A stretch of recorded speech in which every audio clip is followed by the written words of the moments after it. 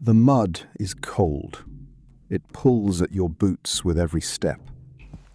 The air smells of wet earth and pine. Somewhere beyond the trees, a raven calls. You tighten your grip on the spear. The elders chose this place for a reason. The land itself fights beside you. Then you hear it. Horses. Hundreds of them. Heavy. Slow. Struggling. The Crusaders are coming. They believe this will be another easy victory. Another village burned. Another tribe forced to kneel. Another step in their conquest of the Baltic lands.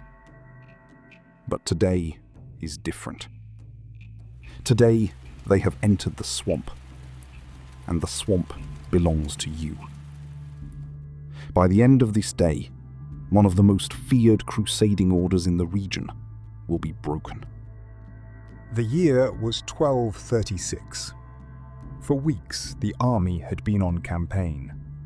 They had ridden deep into Samogitian lands, in what is now western Lithuania, burning settlements and gathering plunder.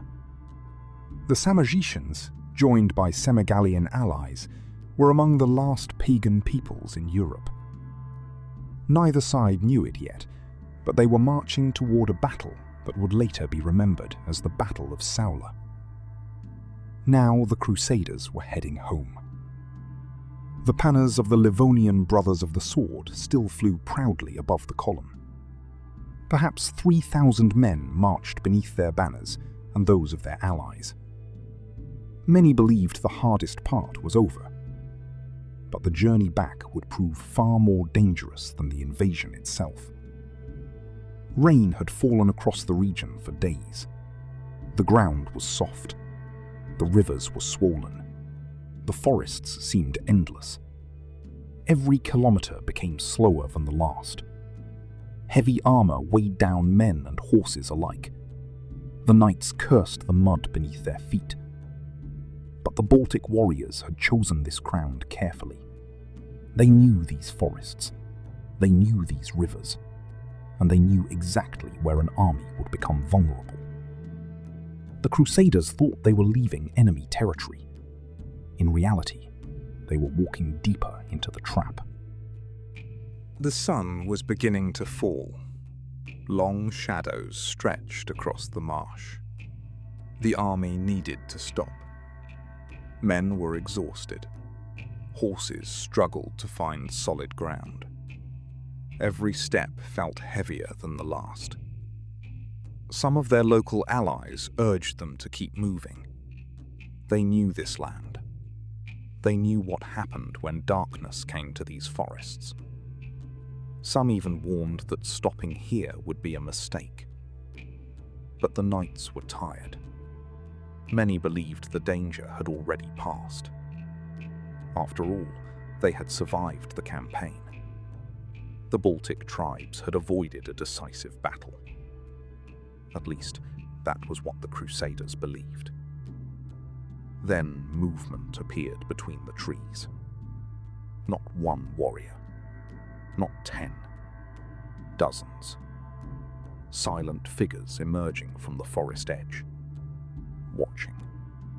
Waiting. The trap was beginning to close. At first, there was only silence. The warriors at the edge of the forest did not attack. They simply watched. More figures appeared between the trees. Then more. The Crusaders could feel it now. They were being surrounded.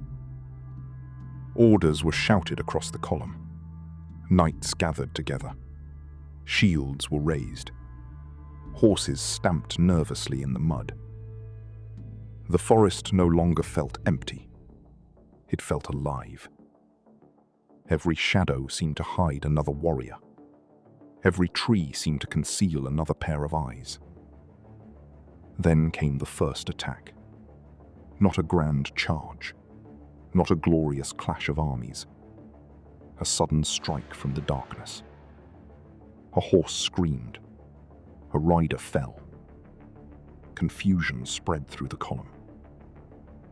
The Baltic warriors did not fight the way the Crusaders expected.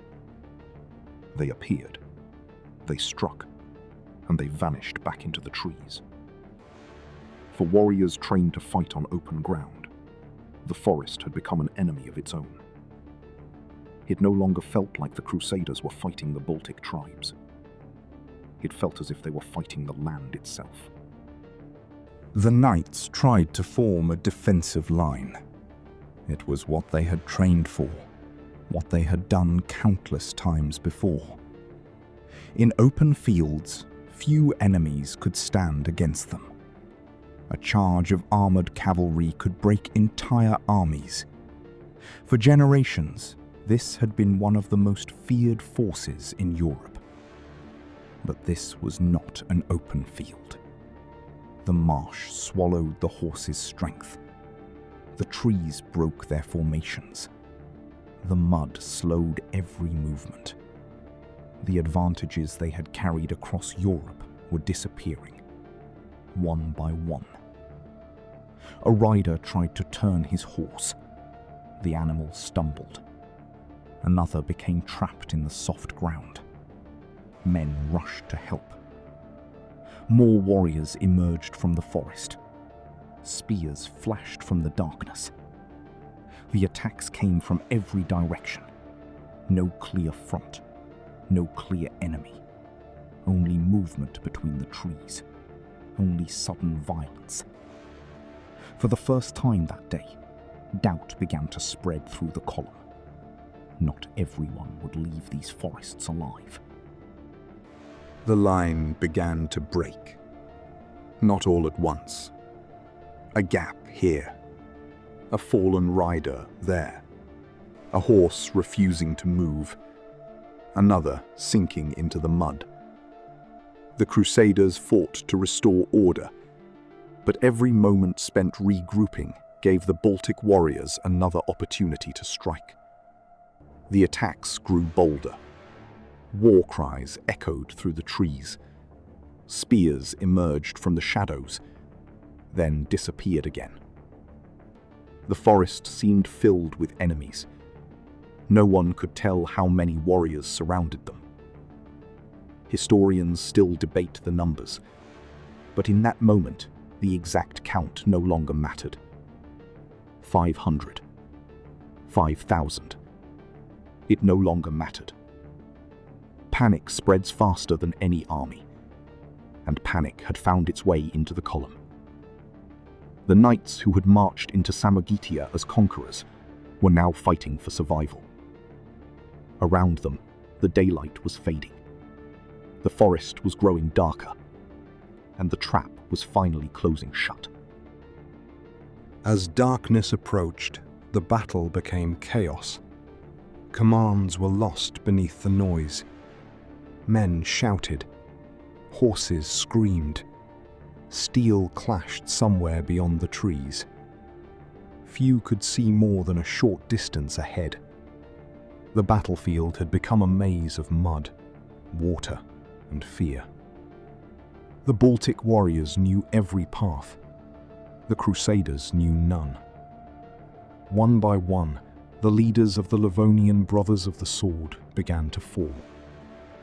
Among them was the Order's Grand Master, Volkwin von Naumburg. The Order that had spent decades expanding across the Baltic region was being torn apart. Not by a larger empire, not by a great kingdom, but by warriors defending their homeland. By men who understood the forests, the marshes, the rivers, the land. When the fighting finally ended, the scale of the disaster became clear. Many of the Order's most important leaders were dead. Some chroniclers claimed that dozens of knights had fallen alongside them. What had begun as a victorious campaign had ended in catastrophe. The Livonian Brothers of the Sword would never fully recover.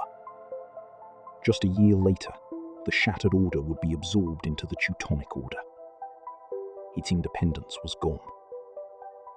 But on this day, in the wetlands near Saule, the conquerors had been conquered. Nearly 8 centuries have passed since the Battle of Saule. The forests are quieter now. The warriors are gone.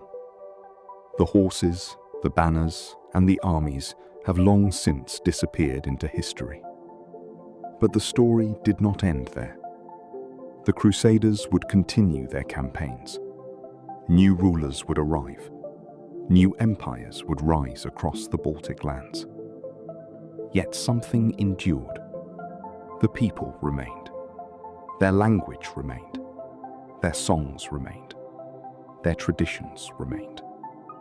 Through crusades, through foreign rule, through wars, through occupations, generation after generation carried pieces of the old world forward. That is why the Battle of Saule matters. Not because it ended the Crusades. It didn't. Not because it stopped history. It didn't. But because it proved that the last pagan peoples of the Baltic could resist one of the most powerful military forces of their age. And because it became part of a much larger story. A story of survival. A story of resistance. A story of a people who refused to disappear. And perhaps that is the real lesson hidden within the Baltic forests. Sometimes the strongest fortress is not made of stone. It is memory.